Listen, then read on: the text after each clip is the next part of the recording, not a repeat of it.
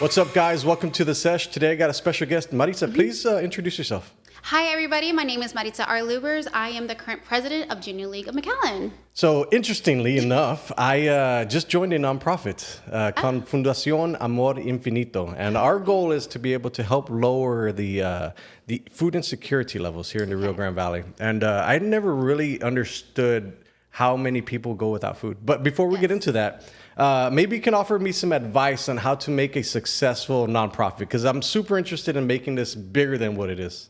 Yes, it's a ground running, so like growing and learning, still being the student, even though you run something.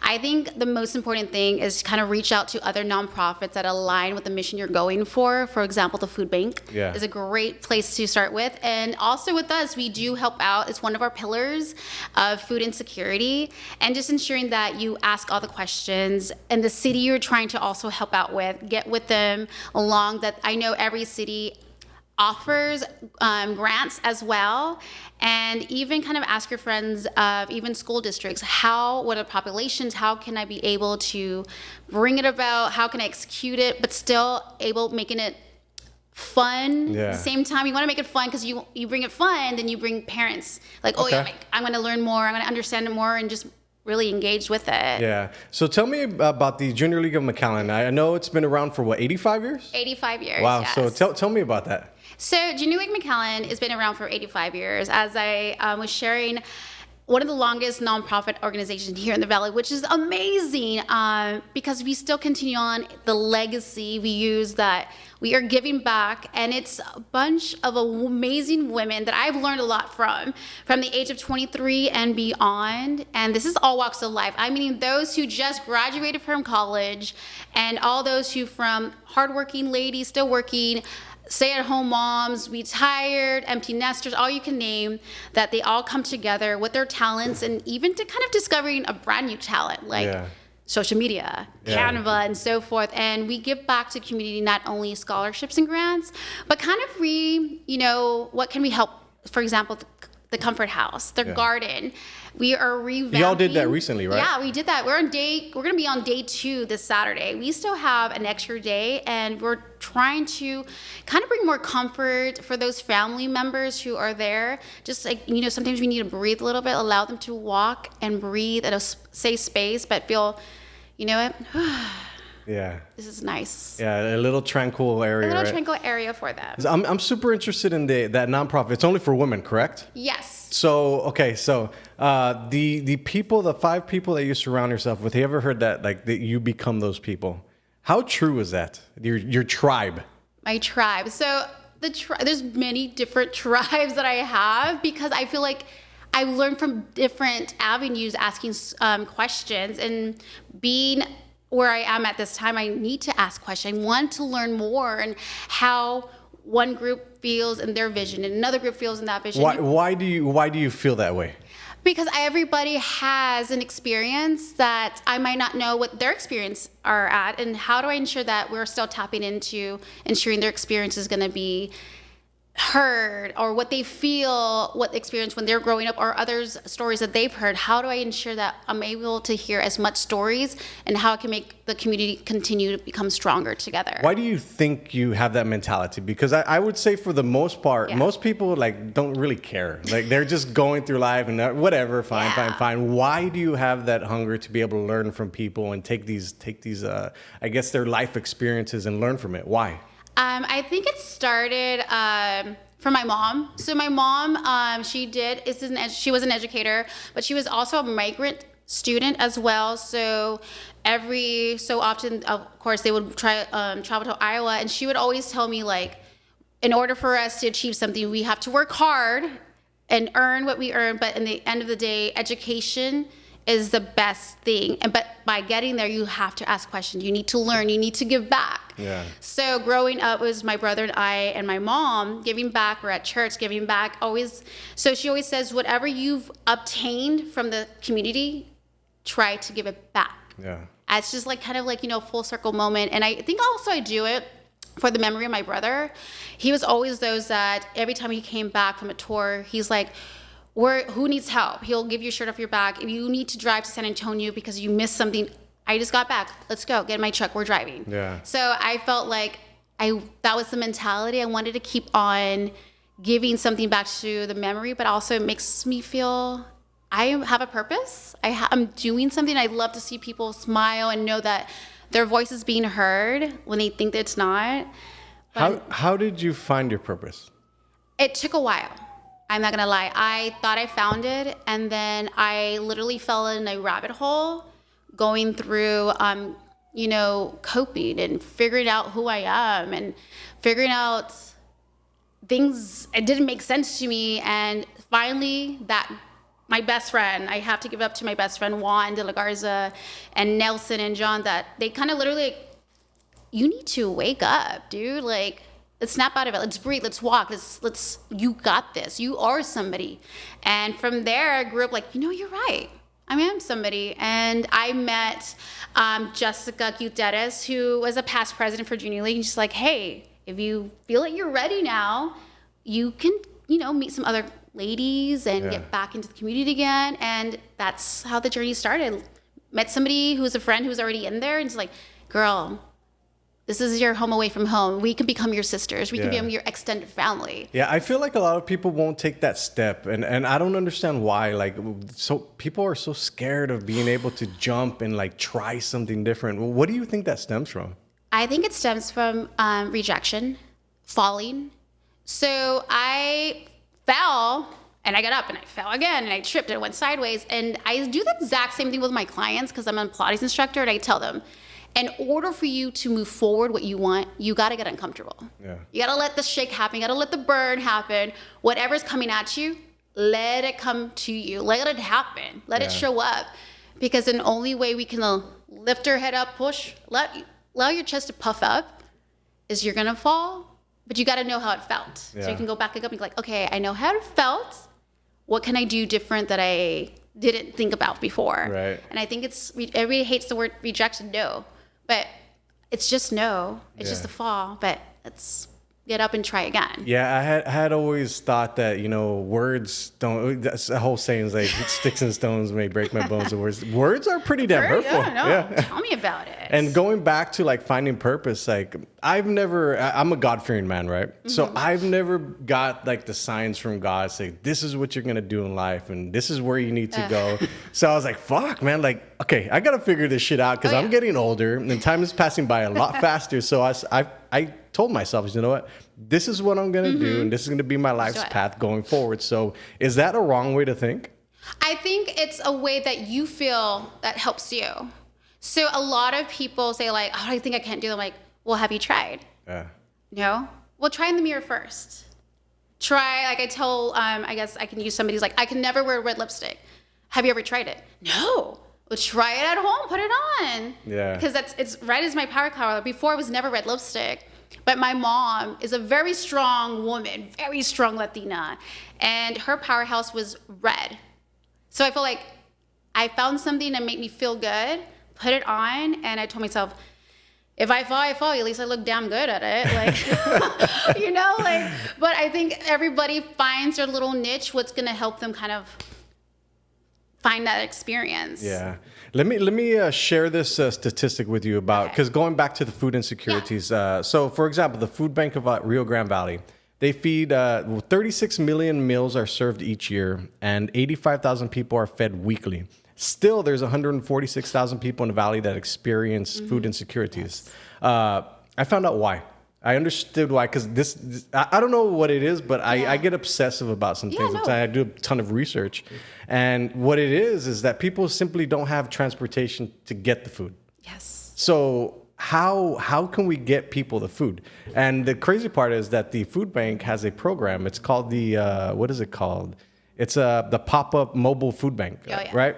So what happens is you can actually just go, if you have your ID and your proof of address, you can go to the food bank and fill up your trunk, take it to these places, right? Yes. The problem is finding the people to do it. Exactly. So how help me, because I've been trying to figure this out. Like I'm stumping my head. Is like, how do we get people to do this? Like, how do we get them to get there in their vehicles, show them their ID, get their address, get all this food and take it to them? Is it simply just paying them? See, it's all about what can they get out of it? And I know like, oh, with good hearts, it goes, let's be real. How do we give them incentive? And sometimes like, hey, I know I have a truck, but sometimes it could be also the gas for them. And heavy stuff in a truck, we all know, makes the truck go slower when we pushing the gas Waste more gas, yeah. It's waste more gas. So I think it's just an incentive program, like how maybe give them a gift card towards gas and an easy $10. You won't fill up a lot, but it's something. Algo es algo, no? Yeah. Like it's something. But even just finding the volunteers, we have so many, but just still not enough because everybody has something going on in their lives. They have families, they have jobs, and it's just right. It's about transportation, getting them connected. Yeah. Even maybe finding a way we can, if there's a local area, we can go towards the colonias. That is a place that they're able to go towards. Hey, I know at this street, this is a great place that they have a community park. Maybe have something there as well. Try to bring it a little closer towards them, given the capability that they can reach towards that. Yeah, it's an interesting thing to hear because I was talking to Judge Cortez and he was saying that 40% of the population is in poverty here in the Rio Grande Valley. Yeah. That's a fuckload of people. It's a lot of people. It's crazy, right? Yes. What goes through your head when you hear that? Because for me, it's like 40% whatever. I don't ever see anybody, right? Yeah.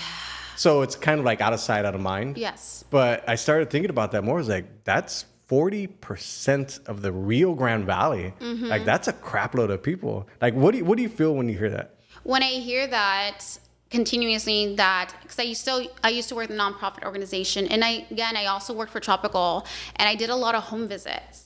And with those home visits, when I was with doing my caseloads, I would see and experience like there is a lot that people don't go past 107, don't go past certain streets or towards the city, especially south towards the west. There are some towards the east, north. Like when you see it is like, and I still hear it, like, how many years ago I used to do this, but yet it's still becoming the same situation.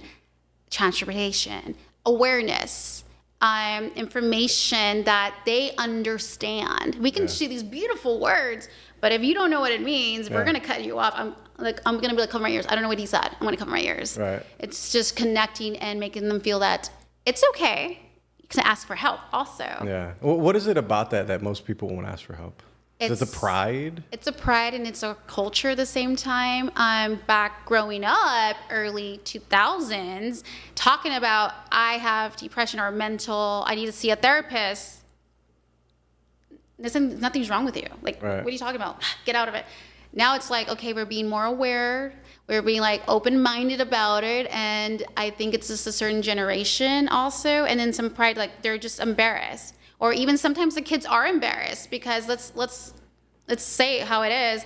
Bullies still happen. Oh, for sure. Bullies still happen. Still now, even as you get older, bullies still happen. It happens all over the internet, all over Facebook and Instagram and TikTok. It's crazy. How do you have so much energy for this? But it happens. Like they don't want to say they need help because Mom, you don't know because they're gonna know and it's the whole generation from young ages all the way to adults. Yeah, it's a very interesting thing because I guess especially, I don't know if it's here in the Rio Grande Valley. Yeah. Because there's obviously with men, it's like a lot muchísimo, right? Mm-hmm. A lot of people just are unwilling to be able to share their feelings or for men, or like specifically, right? Yes. Like men don't talk about those things. And I guess women have their group of people that they can go and chat with, but men really don't, right? Yeah. I don't know what that is. How do you view that? I feel that men don't talk about it because then you're like, oh, I mean, I don't know, like he thinks he does have problems. Like they feel they're going to use it against them. Mm-hmm. And it just, even though we might tell in our little group, what happens if we have beef with that one girl? She's gonna utilize. Yeah. She's gonna utilize. Let's just say it. Like I say, like, hey, I'm gonna share this, and people are gonna use it against me. But you know what? It is what it is. Yeah. We have our little groups, but I feel like we allow that sympathy because it's just we feel comfortable about saying it and talking because we like gossip. We love the hair salon because we like, hey, where have you been? I'm like, hey, I know I haven't. I need to get my hair done. Like we're more capable of talking and telling you a story, and men's like, I just want the sentence. Like my husband. Right. My husband's not from here. He's white. He's from the South. He's like, I don't want a story, babe. I just want a son. I was like, but that's not how I'm used to. I want to tell you my story. I think all men are like this. Just give me the points. Give me the bullet points and let's go. Yeah. I mean, I don't necessarily think it's a bad thing. And I do think that picking the wrong spouse is also a thing that happens with most people is because it doesn't allow you to grow. And I think what happens is when you pick the wrong spouse, you grow separately. Yes. Do you see that? What are your thoughts on that? I do. I'm not an expert. I've been happily married for 6 years, and that's a long time. It is a long time. I'm not gonna lie. I didn't think I was ever gonna get married until one of those things. When you know, and my husband's not from here, and I can honestly tell you, I've learned a lot from my husband. Yeah. And this is also his first marriage. That he's like, tell me how you feel. I'm like, what? I can do that? Like, tell me how you feel. What are you feeling? How can we grow together? He's the one who initiates. Let's sit down and talk about it. I'm not used to talking. Like, give me 20 minutes, time out. Do you think it's because he's not from here? I honestly, yes. I think it's because he's not from here. And I think it's also how he was raised. Like, my in-laws are very, like, to have a conversation, and the conversation he has shared with me, like, hey, I did this when I was in college. I'm like, you told your dad this? Like, I would never say something like that. He's like, yeah, my parents allowed me. They just want me to tell them what's going on.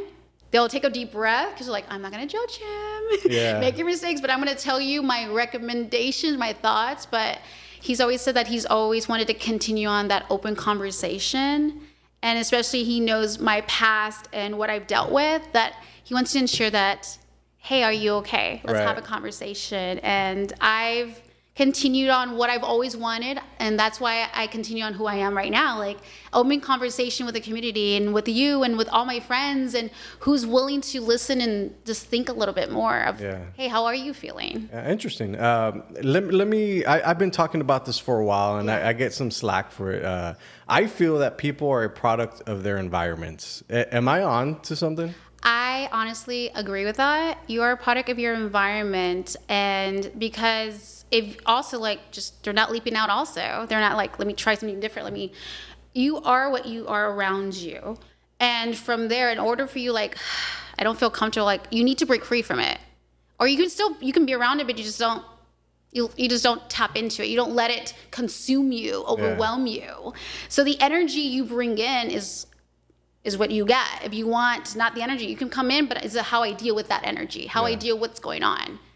So how do you deal with that energy? Like, when you get somebody that's kind of like standoffish, and like they're just like they're not anything, like they're kind of maybe saying some bad stuff or something that makes you feel bad or something, whatever. Yes. How do you deal with that specifically? Specifically, before, I used to be like, the really sweet Maritza doesn't say anything, and I'm like, oh, okay. And now I'm like, you know what? I'm almost 40. I am tired. Fuck that shit. I'm done. I'm tired, and I've learned becoming as a leader, like, you can have your safe boundaries. You can have your boundaries. I mean, it's not about cutting somebody off. It's about arm length. I'll help you out, but I know what I'm going to get out of it. I already prepared myself, and if somebody is being so negative about it, now I'm turning like, is that all you think about? Like, what else do you think about? Like, anything comes out of your mouth is negative. Yeah.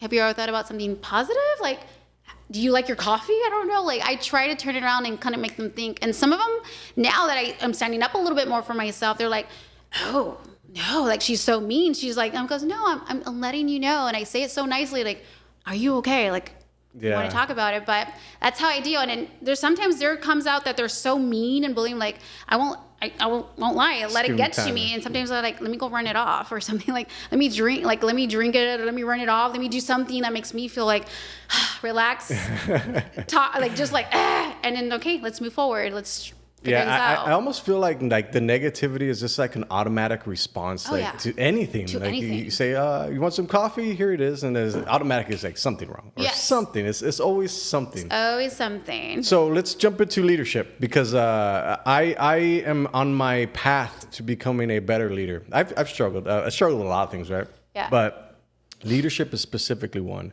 because I want to become a better leader. Obviously, I joined a nonprofit to be able to lead people and help, right? So what are the top like 3 tips that you can give me to become a better leader? From what I've learned as growing and still continue growing is number 1, always willing to be the student. I believe with that willing to be a student that you like to research. You're learning more into it and asking questions. Number 2 is being open-minded. Open-minded that you've like, okay, I didn't think about that. Yeah. And especially number 3, agree to disagree.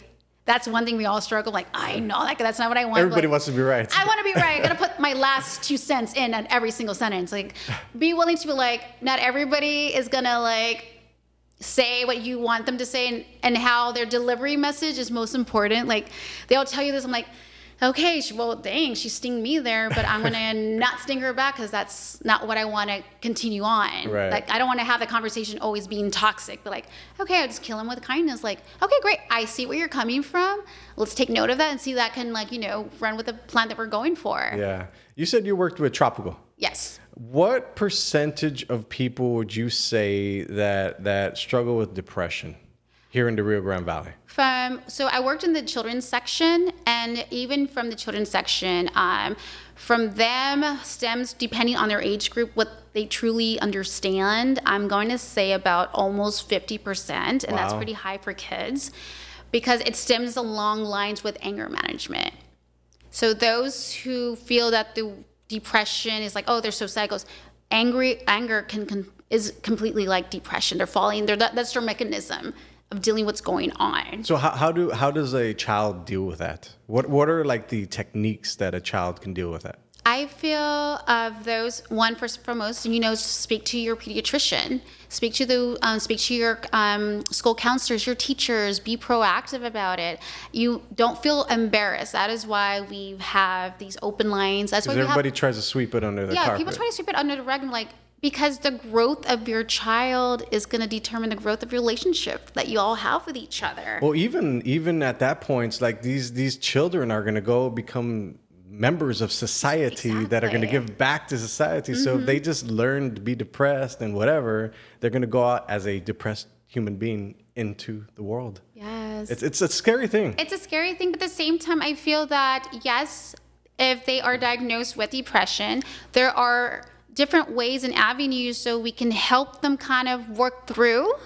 So would those be like considered coping mechanisms? It's coping mechanisms. For example, like if you are going to a therapist or a psychologist, your pediatrician, always kind of checking in, ensure your appointments is number 1. That's the main thing to do, ensure. And any questions, write them down. Like, don't hesitate to write notes down and anything, daily activities and little things, even taking a walk. Even coloring and figuring out, hey, how was your day? I know a lot of people are starting to streamline with kids yoga. And Yoga House, we offer kids yoga. And one of our instructors is hired, I believe, at St. John's that's part of their curriculum is yoga. My child now, I feel like elementary is doing yoga and more physical activities, movement, flow.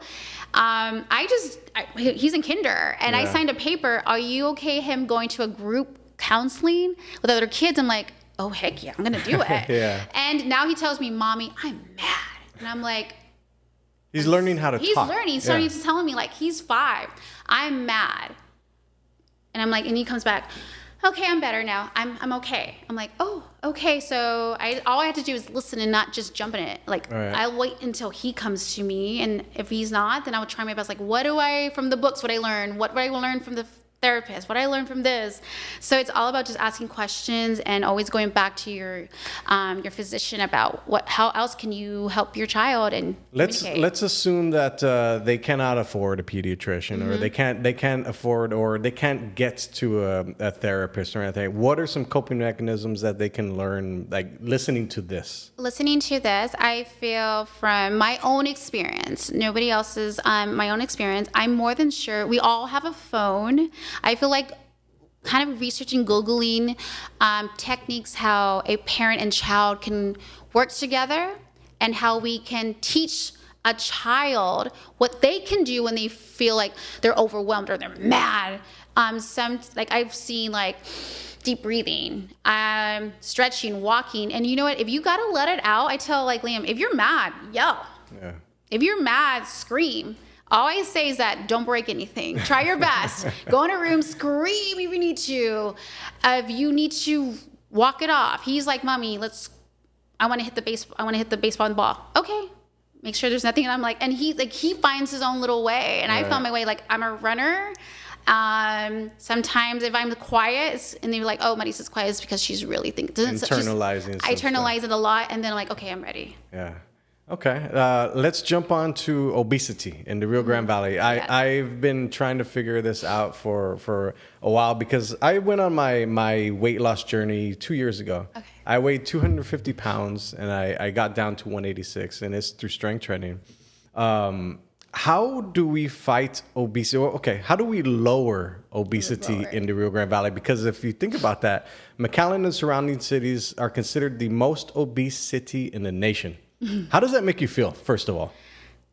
Ooh, it makes me feel that, dang it, we are still struggling despite of how many so many studios coming up and so many opportunities and so many awareness. I feel like it's still going to become, it's still one of an epidemic. That's still our problem. And I'm more sure any other city is the same thing, but it's like, you know what? That's a number. We're going to still move forward. We're going to still try to keep on going. We're going to try to get that number to be like, you're just a number. I'm not going to let you be like, oh, that's it, I'm done. Hands up in the air. I'm like, okay, we still need to continue on this conversation. Why do you keep going with that? And the reason I ask you is because when I lost all the weight, I was like telling everybody, it's like, you got to do this. You got to do this. You got to do this. I found out really fast that nobody likes to be preached to don't at tell all. Me what to do. So I figure it's like the only way you can lower obesity is if you inspire people and then they take the next steps. Oh, yeah. So kind of touch on that. So inspiring that, because you said it, I got to do this. I'm like, don't tell me what to do. Yeah. I'm going to be like, stop it. Automatic turn off. Boom. And you're off. Just kidding. So inspiring people, not just always like give them pretty rainbows and sparkles, like give them a sparkle, but tell them like, you got to reach the other side of this rainbow for that jackpot. I inspire them by telling like, hey, again, if you want to try something different, you want a change, I'm not going to tell you it's easy. You're going to feel that burn. You're going to feel, and it's going to be the first 5 to 7 pounds that they take. Like, oh, I got it. Okay, good job. You did the first step, not just walking in the door. The next one is going to be the next level, like Super Mario. What's your next level? Yeah. How many can you go for? And I tell them, look, try to get uncomfortable of going past what you're used to. And I tell people, like, just like a plank. You got your 30 seconds. Guess what? Hold it 5 more seconds. Huh? 5 more seconds? You haven't? Oh, you got the 5 more seconds? Do it again. Yeah. Do it again. And try. And if you are burning and you fall, I tell people, give yourself some grace. We ain't no Superman, Superwoman. Let's just face it. We're not perfect. I'm not perfect. But if you can tell yourself, I got this, but I need to take a breather, you're on the right path. Yeah. Because you're going to keep on going. They're going to be, and just beware, they're going to be naysayers like, you need to do this, you're not doing this, you should do my way. Every way is going to be a different way for somebody. For sure. My journey is going to be different from your journey. Our bodies are not the same. But just ensuring that the noise is happening, just keep on cutting through that noise. Yeah. I find it interesting because what do you think about tough love? And the reason I asked you this is because when I was obese, through COVID and all that stuff, I was drinking a lot. And then I kept on just eating whatever. Yeah. And it just got out of hand. And the one thing that worked for me is I looked at myself in the mirror every single day and I was like, you're a fat fuck. I had to tell myself that because that was the only thing that worked. And it doesn't work for everybody. No, it doesn't. But what do you think about tough love? I appreciate tough love.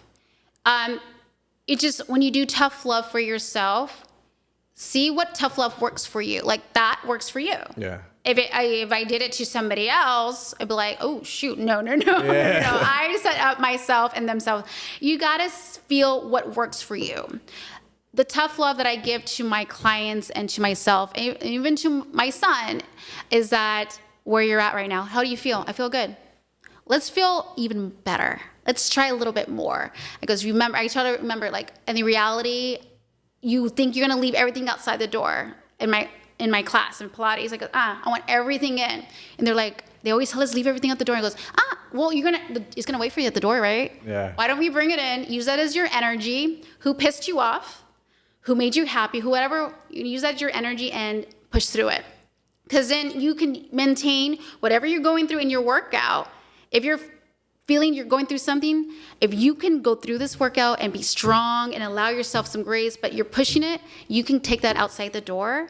You see that people are telling me this, you're not doing enough. I'm doing something. Push through it. Yeah. Push through it. Yeah. Just that tough love is, you need to tell them the reality. It's not a video game that's like all sparkles. Yeah, They I need feel to know. like working out and some type of exercise or anything is a coping mechanism. Yeah, it is. Can you kind of touch on that? Because I don't think people really understand it. As like, for me, it took 2 years, or I would say about a year and 3 months, because I get why people fail. It's fucking hard. It is hard. And you don't get results like in 2 weeks. So like it takes so long to get the results. Yes. And then you have to put diet on top of that. And then you have to count your calories, and you have to watch what you eat. You can't drink as much as you used to. I mean, all the fun stuff All is the gone. fun stuff is gone. So kind of touch on that, because I don't think people really understand is like the quality of life that you have left. For me, it's like I'm 42 or 43. I forget. I stopped counting after 40. I'm 40. I stopped counting, but if I get to live as long as my grandpa, which is Yes. 93, I want that quality of life to be good. Yeah. So I need to be able to have the body that's going to get me through the rest of my life to achieve the goals that I want to achieve in this life. Yes. So kind of touch on that, because I don't think people really understand that. It's like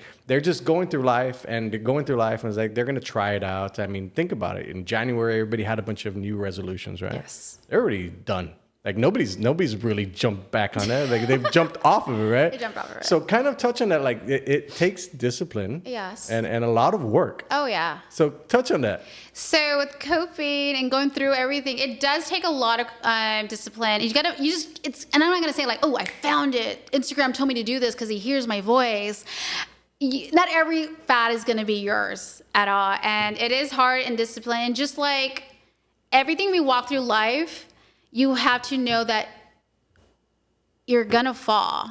Trust me, like if you're walking, okay, I love French fries. Let's just face it. I love French fries and everybody knows it. I eat Carbs are God's gift to humankind. God, yes. Like if somebody told me, oh, you should cut carbs, like you and I are not friends. No, but you have to find your niche and you'd be like, okay, if I love this, I can be able to eat it. Yes, you can still eat it. It's all about portion control. Why are we like, you can't eat, you have to eat this much? Okay, No. you say that. Okay, let's touch on portion control, Yeah. because I don't think people really understand it. Like, can I go to Stripes right now and grab 2 tacos, 3 tacos? Talk about portion control. So I used to work in the diabetes registry back UTPA days. So easy, think of your plate, a circle, not the grand plates, right? Think of a plate circle. How big is this plate? Let's get it realistic here. A dinner plate, not these like extra large, like a regular dinner plate. Now cut that dinner plate in half. 50% is your vegetables. A quarter is your grains. The other quarter that completes the plate is your meats. Mm-hmm. And that's how I would tell people, like, think of that. Some people want to do opposite, like, oh, I want all my meat to be on my half side. Goes, no, like, think of this way. And if you order something that's a dining thing, some people I tell, like, hey, do you think you can finish all that? Goes, no, that's a lot of food. Goes, we can share. I share plates with Dusty all the time. Yeah. Because sometimes I'm like, I want that. My eyes are bigger than I think I should go for. But I'm like, I sometimes like to take some leftover. He goes, be okay to like half your plate up into a leftover if you want to. And hey, you got a lunch for the following day. Yeah. You got a dinner for the following day. It's about being graceful, but at the same time know that we are not feeding ourselves to be like super full. We need to be able to feed ourselves, but then be like, okay, I have more room. I'm like that. One more piece of that cake. I want to do it, but also know like, okay, I did this. I need to go take a walk. Yeah. Walk it off. Let's walk it off around the mall or something. So let me push back on that from Yeah. you. I'm an emotional eater. I will eat as much as humanly possible when my emotions get the best of me, right? I figured out how to deal with it, right? Yeah. So it's through fasting, and it works for me, right?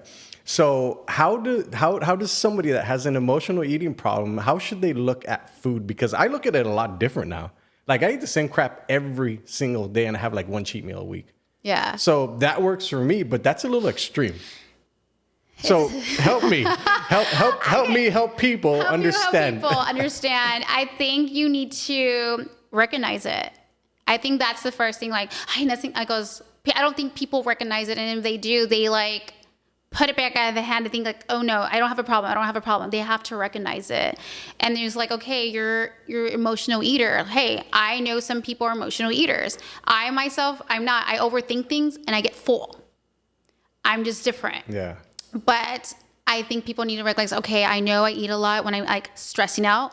Is there something else I can tap into? Like walking or drinking more water, or let me write a little letter to myself. Let me write a to-do list. What else can I do that's going to make me feel like decompress what I need to decompress? Yeah. I think, and it does, I won't say it's going to super easy. It's going to take time to really like hone down that consistency, that mechanism. Years sometimes, yeah. Yeah, it takes years. Don't get me wrong. Like some people, it takes years. Some people, they get it. Some people like, I don't know if I want to do this at all. One of the most interesting things that I found recently, and it was talking to a buddy of mine, is he used to weigh 640 pounds. Mm-hmm. And he is on his weight loss journey. And I was like, I was saying that I was obese at 250 pounds. And then throughout the conversation, he was like, I don't understand people that say that they're fat and obese at 250 pounds. I would slap them across their face. So there's a disconnect. Mm-hmm. From an extreme to what I think is extreme is 250 pounds. Yes. And then people that like share the gospel, you got to lose weight, they're already fit, because if somebody's already fit, they're not going to listen. Like the 600-pound person is not going to listen to them. Like, what do you know about me, right? Yeah. What do you know about myself? How do we break that barrier down? Because I struggle with that. Like how, it doesn't matter what I say, right? At 250 pounds, they see me now as like, I'm relatively healthy, right? Mm-hmm. Nobody's going to listen to me because they're just going to turn off. I don't associate with that person. So I guess I don't associate them at their level, right? So how do we break through those barriers? I think a lot of people who are going their journey, they disconnect if they start comparing themselves with the person who's trying to help them. For example, those who would not want to come to my class because they look at me, I get judged. They look at me like, oh, look at you. Wait, you're a mom? But you don't, I don't have the mom look. I don't have this or whatever. And I was like, and I tell them like, don't use this as your comparison. Like it took a while. Like it took a struggle while getting myself back. And I'm still not 110% how I used to be. And I'm okay with that. I tell them like, what are you feeling? How do we like not look at our phones? I'm like, oh my God, I need to look like her. And she ate only an avocado with eggs and I need to do that. I'm like, no, like that fat's probably not, those good fats probably not going to work with you right now. Yeah. But I tell people like, stop comparing to somebody who's trying to help you. And then those who are trying to help also stop trying to put like what you think you know is best for them. Right. Like consult with ask them, hey, what did your doctor say? Because they need to talk to their doctor also. Like, what are their levels at? What can they do? What they cannot do? What are okay, so this is what's going on. Let's interpret it to what we're going to do for you. And sit down with them and ask them, hey, this is where you're at right now. We're going to change a little bit, but we're going to maintain what you know now for your body, get used to it. And people don't realize that it's a journey that's gonna take time. Well, we live in an instant gratification world where everybody wants everything instantly. So like how do you tell somebody that for the next 2 years, you're gonna have to lift weights 3 days a week, change your complete diet? how do you ease them into something like that? Do you trick them first? Like I don't trick them. I think my way, I tell people in my class, and they still come, they still have the itch that they been in since last year. Like they still have that New Year's itch. I trick them with, not really trick them, I can't say. I tell them the truth that it's gonna take time. Let's face it. Yeah. We ain't perfect. And I think that's what I love about my classes also, that I have a love-hate relationship, and I tell them, and I crack jokes with them so they can be like, you feel that burn? They're like, oh my God. And goes, hey, no pasa nada, sana. And I do things that correlate to what they understand, and what they know, that Maritza's here to help. She's making me laugh, but she also understands. At the same time, I'm asking them each time, like, how are you feeling? How's your core? How are you feeling today? Let's adjust. Let's do this. And hey, guess what, you guys did it. Like I crack jokes, I make them feel good. And I try to always remember when I'm helping somebody that I memorize their journey. I understand their journey. I say, hey, how's it going? Oh, so, hey, you are good. You're doing amazing. You might not see it, but I see it. Right. And I think that's what they love. Yeah, they need that outside, because they see themselves, you see yourself every day. I don't see themselves every day. I see them maybe 2 or 3 times a week.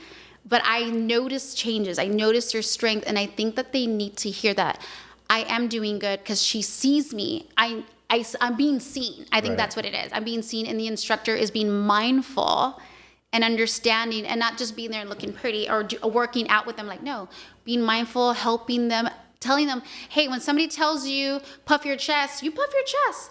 And they want to look down, and I always tell them, look, there's nothing for you down there. Unless there's $100 bill or a glass of champagne, you look down, but on that, look up. Yeah. Open your eyes. Enjoy life. Have fun. Stumble. Whatever it is. What is it about the life that most people are unwilling to be like, take that extra step to find happiness? Because I feel like a shitload of people aren't happy. I know. So how do you find happiness? How do I find happiness? French fries. no, sorry. It depends. I think it depends how I feel that day. I find happiness, I think the one actually, truthfully, that actually helped me throughout my journey, through everything I've been through, is friends. I hold true to my friends. They mean everything. They're like my extended brothers and sisters that help kind of fill what I've been missing and wanting so bad now. I think they bring me happiness. We check in with each other, actually. All these little different groups. We send funny memes and we say, hey, you got this. I get a lot of like, if I haven't told you lately, you got this. So I also in turn like, that made me feel good. I need to me pay it forward. Right. Taking a walk. Even my child's like, I have his first field trip is today at IMAS. I'm like, I'm excited today. He's like on the bus. He's going to be great. Yes, I'm scared. I'm intense. I don't know. But I'd be like, everything, he's okay. Yeah. He's okay. I have to remind myself, you can get crazy however you need to be, but tell yourself it's okay. Yeah. It happens. Let's jump into social media. What are your thoughts on social media where everybody has a voice, whether it's good or bad? What are your thoughts on that? I think it's good that everybody has a voice. It's how we have to remember those who are giving their voices and the person who's voicing, who are your audience? Like, who's your voice towards what audience it is? And if it's towards something, be mindful, because if you want to be heard. Okay, you said mindful a few times. Yes. What does mindful mean? Mindful, like, if being mindful is that your voice, what is your topic? What is it about? Mindful meaning also can be two things: being mindful of being compassionate, or also your research, your information. Being mindful of the information you give out. And you've been hearing me saying, like, I'm not a doctor or whatever, but from my experience, always kind of relate from my experience that may help others. Right. Using those words, because once you say, I know what you're going through, actually I don't. I know what I went through and what helped me, I can share, but just being mindful with your words as well. Yeah, I think people take little nuggets from every little person. That's been my philosophy in life, is you take a little bit from everybody, what works, and you throw out what doesn't. Yes. And just whatever works for you, you keep doing it. Keep doing it. I tell people, whatever's you see that I'm doing, I'm sharing with you. If it works for you, great. If it doesn't, it's okay. At least you tried, or at least I tried to help. It's okay. You can find somebody else that might be the voice for you. Yeah. Okay. You're about to be 40, you said, right? Yes. How do you view time from now to the rest of your life? And the reason I ask this is because it's always an existential question. It's like, I can leave right now and go in a lunch break, and then I can die in a car crash, right? So what does it matter? So how do you view time from now to the rest of your life? I think before I was so caught up, like, I need to do this. But I think during this role of presidency, I learned to step back and allowing others who said yes to be a chair, yes to be doing this, to help them kind of moderate their leadership skills, and kind of take a step back and be like, I'm breathing a little bit more. I can see a little bit more. I'm helping other ones. We are growing. We're getting stronger. We're coming together. We're doing more things. I have a 5-year-old. I'm like, now my views now, like, as I'm going to hit 40, like, what do I leave behind? Like Drew, when we were getting ready for he can be an MC for SNS, he's like, okay, Maritza, we're going through a script. He's like, I want to ask you, what do you want to leave? What legacy do you want to leave? And I was like, that I did my best at help put a smile, and then people know that it's okay. It's okay you fail. It's okay to say no. It's okay to say yes to something you're uncomfortable with. Try it out. I view time like, man, I'm going to be 40. But you know what? I'm like, I wouldn't change it for the world. What I've been through, if I didn't go through that, I wouldn't be who I am today. I wouldn't have met my husband today. I wouldn't be a mom today, or a friend and helping and where I'm at in the community. Yeah. I wouldn't see all the growth we've done and all the falls we've all done together. Let me present you with a thought that I heard the other day, and it kind of ruined my experience with a lot of things. Okay. And I'll tell you. So the idea is you're living your life, right? You have an impact, and in 200 years, it's not even gonna matter because everybody you know is gonna be gone. Yeah. And when I heard that, I got super upset. I was like, it's probably true. It's true, yeah. Right? But I mean, the time that you have now is the only time you're ever going to have, ever, to make an impact on anybody. So I think the time that you have now is the most important because your children are going to grow up and become society members, and they're going to take on a little bit of you that they've learned into the society. So I feel like what are your thoughts on that? I thought that it sounds so like, damn. Grim, right? Like, who's eating your Cheerios? Yeah. But I'll be like, you know what? I made a mark. I don't live for tomorrow, I live for today. My brother's always taught me, you need to live for today. Don't think about tomorrow. Tomorrow didn't happen, and probably in 12 hours. But today, live for today. What can you do for today? And then tomorrow, again, live for today. Fall in the dark if you need to. When you're ready, turn on the light when you need to. Yeah.